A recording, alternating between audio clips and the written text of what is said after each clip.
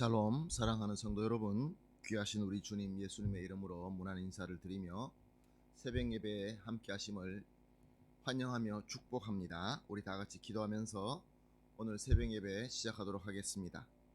사랑과 은혜가 풍성하시고 존귀하시고 참 좋으신 하나님 감사합니다.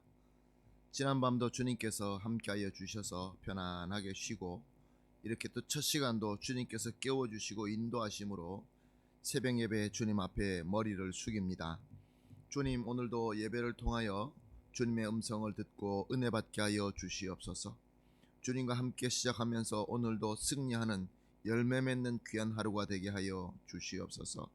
주님, 특별히 연약하고 또 여러 가지 문제와 병으로 힘들어 하시는 성도님들을 예배를 통하여, 말씀을 통하여, 기도를 통하여 위로받고 치유받고 회복되게 하여 주심으로 말미암아 우리 교회가 목표로 세우고 기도하는 대로 다 함께 성장하며 예수 그리스도를 닮아갈 수 있게 하여 주시옵소서. 감사하며 예수님의 이름으로 기도합니다. 아멘. 찬송가 430장입니다. 주와 같이 길 가는 것 즐거운 일 아닌가. 430장 함께 찬송하시겠습니다.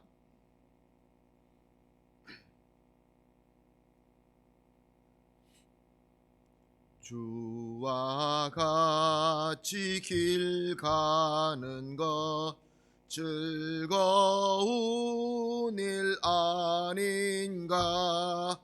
우리 주님 걸어가신 발자취를 밟겠네. 한 걸음 한 걸음 주 예수와 함께 날마다 우리 걸어가리. 어린아이 같은 우리 미련하고 약하나 주의 손에 이끌리어 생명길로 가겠네. 한 걸음 주 예수와 함께 날마다 우리 걸어가리. 꽃이 피는 들판이나 험한 골짜기라도 주가 인도하는 대로 주와 같이 가겠네. 한 걸음 주 예수와 함께 날마다 우리 걸어가리. 옛 선지자 에녹같이 우리들도 천국에 들려 올라갈 때까지 주 같이 걷겠네. 한 걸음 주 예수와 함께 날마다 우리 걸어가리. 아멘. 말씀 봅니다.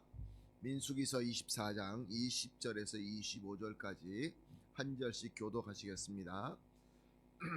민수기서 24장 20절에서 25절까지 말씀 봅니다.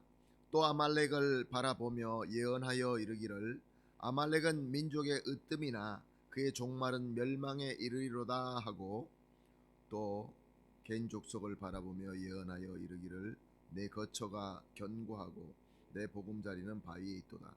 그러나 가인은 쇠약하리니 나중에는 아수르의 포로가 되리로다 하고, 또 예언하여 이르기를 슬프다. 하나님이 이를 행하시리니 그때 살 자가 누구랴.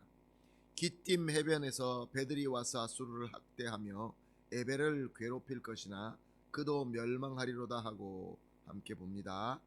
발람이 일어나 자기 곳으로 돌아가고 발락도 자기 길로 갔더라.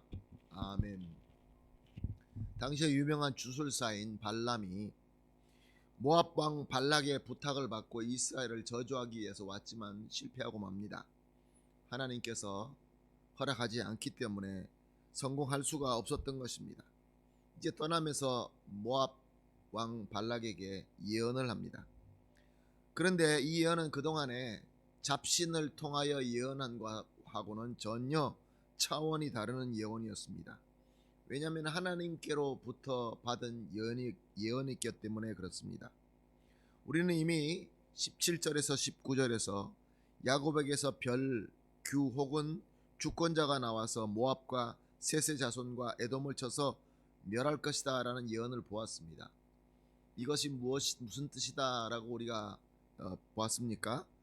그리스도께서 이스라엘 백성을, 이스라엘 민족을 통하여 태어나사 이 땅에 오셔서 모압이나 셋의 자손이나 에돔과 같이 하나님의 백성을 밖에서나 안에서나 괴롭히는 자들은 결국 저들은 심판하고 쳐서 멸망시킨다라는 예언이다라는 것을 우리가 보았습니다. 오늘 본문에는 보게 되면은 아말렉, 겐, 가인, 아수르, 에벨 등등의 여러 민족에 대해서 나오는 것을 볼 수 있습니다. 이들에 대한 예언의 말씀이죠. 가장 먼저 나오는 아말렉, 겐 족속, 가인은 이스라엘과 근접해서 가까이 살고 있던 민족들입니다. 그래서 이스라엘과 관계가 많이 있었던 민족이죠. 첫 번째로 아말렉은 가나안 그 남쪽 입구에서 가나안과 이렇게 접경되어 있는 그 지역에서 살고 있는 민족인데, 이스라엘 백성이 출애굽한 다음에 가장 먼저 공격해왔던 백성이 바로 이 아말렉 백성입니다. 그리고 성경을 보게 되면 계속해서 이스라엘 백성을 약할 때마다 들어와서 공격해서 약탈하고 괴롭혔던 그러한 민족입니다. 이렇게 오늘도 하나님의 백성, 교회, 성도들에게 가까이 관계하면서 조금 약하면은 공격해오고 피해를 입히는 그런 무리들이 분명히 있습니다. 이런 자들에게 예언된 것이 무엇입니까? 저들은 꾀를 부리고 지금 잘 나가고 성공하는 것 같이 보인다 할지라도 저들에게 예언된 것은 종말의 멸망이다라는 것입니다. 우리가 괴롭힘을 당하도 저들은 결국은 우리 주 예수 그리스도의 공의와 심판 때문에 멸망당하고 말 것이다 라는 그러한 예언인 것입니다. 그리고 겐 족속이 나옵니다. 겐 족속은 모세의 장인 이드로의 자손입니다. 이 겐 족속은 이드로로부터 시작하여서 그 아들 호밥으로 비롯하여 모세와 이스라엘을 항상 돕던 자들입니다. 지금도 우리 이 교회와 성도들과 가까이 하면서 우리를 돕는 자들이 있습니다. 참 우리를 돕고 우리와 함께 하는데, 문제는 이스라엘 백성과 함께 하기는 하지만 같이 동화되지는 않는다는 것입니다. 하나님을 섬기지 않는다는 것입니다. 돕기는 돕는데, 그래서 이런 사람들에게 예언된 것은 저들의 거처가 견고하고 보금자리는 바위에 있게 될 복을 예언받지만 결국 저들도 멸망되고 만다라는 그러한 메시지인 것입니다. 그리고 또 가인이 나옵니다. 여기서 가인은 아담의 아들일 수가 없습니다. 왜냐하면 노아 홍수 때 노아 가족 말고 다른 모든 사람들은 죽었기 때문에 여기 가인은 그 처음에 아담의 아들 가인이 아니라라는 것은 우리가 알 수 있습니다. 그러나 가인이라고 이름을 가진 족속이 있었던 것 같습니다. 그 이후에는 나오지가 않기 때문에 어떤 번역에는 이 가인이 겐 족속하고 같이 나오는 것도 볼 수가 있어서 아마 겐 족속들과 같이 섞여 살던 어떤 그런 족속이 아닌가 이렇게 성경학자들은 풀이해 봅니다. 그런데 분명한 것은 아수르의 포로가 된다라는 것을 예언된 것을 보아서 이스라엘을 괴롭혔던 족속이라는 것을 알 수 있습니다. 그리고 아수르와 기팀 해변에 배로 오는 민족과 에벨이 나옵니다. 이들은 그 작은 민족이 아니라 큰 제국들을 의미하는 것입니다. 아수르는 역사에 보게 되면 아주 강하면서 잔인한 제국이었습니다. 아마 이 세상의 모든 제국 중에서 가장 잔인하지 않았나 이런 생각을 해봅니다. 그러나 그렇게 잔인하게 해도 결국은 아수르는 저 메소포타미아 변방에서 일어난 새로운 제국인, 새로운 작은, 처음에는 작게 시작했죠, 바빌론에게 망하고 맙니다. 바벨론도 역시 마찬가지입니다. 바벨론은 금으로 표현될 정도로 아주 존귀한 제국이었습니다. 그러나 저들도 바사와 그리고 메도와 바사에게 멸망을 당하고 맙니다. 바사 제국은 페르시아라고 알려져 있는 제국이죠.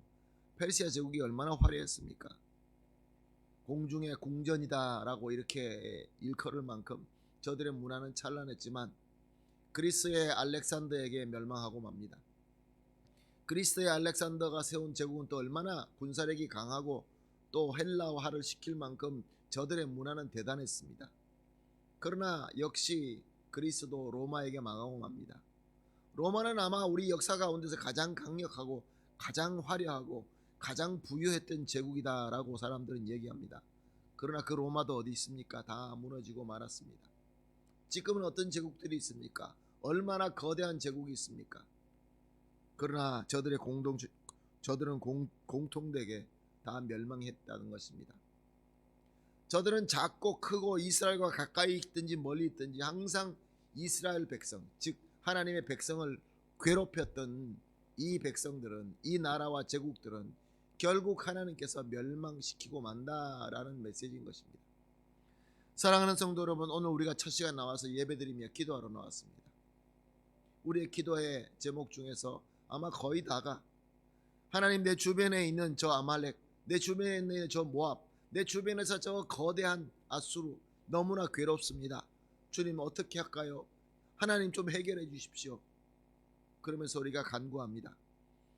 오늘 여기서 주시는 메시지는 하나님께서는 이 많은 백성들을 하나님께서 주권적으로 역사하신다라는 메시지도 하지만 우리에게 이렇게 괴롭히는 저들은 잘 나가는 것 같지만 결국은 멸망당하고 만다는 것입니다. 궁극적으로 예수님께서 재림하실 때 예수님 앞에 심판받고 영원한 지옥으로 떨어질 그러한 무리라는 것입니다. 그런데 우리는 살아나가면서 세상에서 잘 나가기 때문에 꾀가 있어서 우리가 약할 때마다 공격해 오고 세상에서 취할 건 취하고 정치하고 저런 그런 무리를 보면서 나도 모르게 저들을 부러워하고 저들을 닮아가고 따라갈 때가 있지는 않습니까? 예수 그리스도를 머리로 삼고 사랑으로 한 공동체가 된 무리가 세상에 있는 공동체와 마찬가지로 저들처럼 정치하고 억울하게 하고 빼앗고 약탈하고 이런 부분들이 우리에게는 혹시 있지는 않습니까? 아니, 그것을 닮아가고 싶어 하면서 그것을 부흥이다, 성공이다 그럴 때는 혹시 있지 않습니까?